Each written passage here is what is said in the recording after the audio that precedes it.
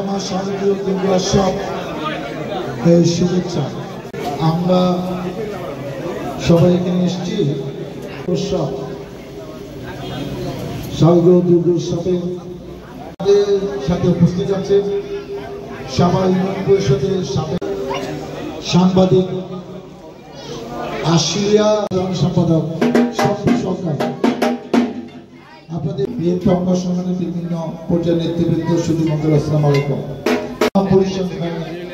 বাংলাদেশে 8% হিন্দু। আমাদের ধর্মীয় উৎসব যেরকম আমরা আমাদের ইচ্ছা মতো স্বাধীন মতো রোজা আরো যেসব ব্যাপার আছে ধর্মীয়, আপনারা আছে সবাই আছে, আপনারা নির্ভয় নির্দ্বিধায় আপনাদের এই সম্পদের প্রতি আমার অগ্রিম শুভেচ্ছা।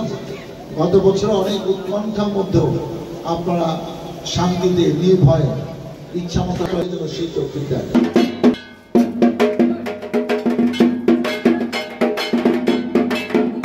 আপনারা জানেন যে এই অন্তঃপরিকরণ সরকার এই হিন্দুদের ধর্মীয় উৎসব নিয়ে যথেষ্ট বিভিন্ন স্তরে পরিকল্পনা নিরাপত্তা নিয়েছে এবং তারই ধারাবাহিকতায় সারা বাংলাদেশে উৎসাহ উদ্দীপনার মধ্য দিয়ে হিন্দু সম্প্রদায়ের দুর্গোৎসব শুরু হয়েছে। মনে করি যে আমরা হিন্দু মুসলমান ভাই ভাই, আজকে তারা সংখ্যায় কম হতে পারে, তারা আমাদের এই দেশের নাগরিক, তারা এই দেশের ভোটার, তাদের সন্তানরা এইসব শিক্ষা প্রতিষ্ঠানে পড়াশোনা করে। অতএব তারা আমাদের ধর্মীয় উৎসব যদি আমরা ইচ্ছা মতো আমাদের স্বাধীন মতো নির্ভয় আমাদের দুইটি ঈদ, রমজান মাস, সবাই বর্ষ, আরও যেসব ইসলাম ধর্মীয় অনুষ্ঠান আছে সেগুলো করতে পারি। হিন্দুরাও তো তাদের অনুষ্ঠান তাদের ইচ্ছা মতোই করতে চায়। অনেক সময় দূর থেকে অনেকে মনে করে যে তাদেরকে কেউ কেউ ভয় দেখাচ্ছে। কোনো রাজনীতিবিদ, কোনো দল কখনো হিন্দুদের নিয়ে বিরূপ মন্তব্য করবে না এবং তাদেরকে যে যখন দায়িত্ব পেয়েছে সরকার পরিচালনায়, হিন্দুদের পাশে প্রতিটি সরকার ছিল বলে আমি মনে করি।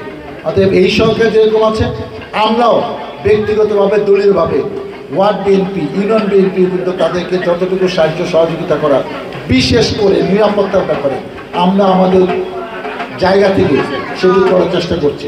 কারণ সাভার এমন একটি ঐতিহ্যবাহী এলাকা যেখানে আমি কখনো শুনি নাই যে হিন্দু মন্দিরে হামলা হয়েছে, কারো উপর আঘাত হয়েছে, কোনো মন্দির ভেঙে ফেলা হয়েছে।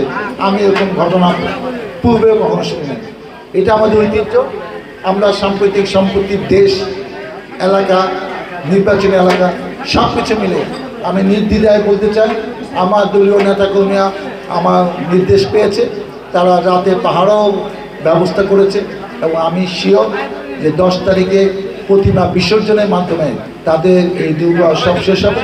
কোনো অপ্রীতিকর ঘটনা ঘটবে না, কিংবা ঘটার চেষ্টা করলে যারা করবে তাদেরকে ছাড়া হবে না, তাদেরকে আইনের আওতায় এনে যা যা শাস্তি দেওয়া দরকার ইনশাল্লাহ আমরা প্রশাসনের সহায়তা নিয়ে সেই কাজ করার জন্য বদ্ধপরিকর।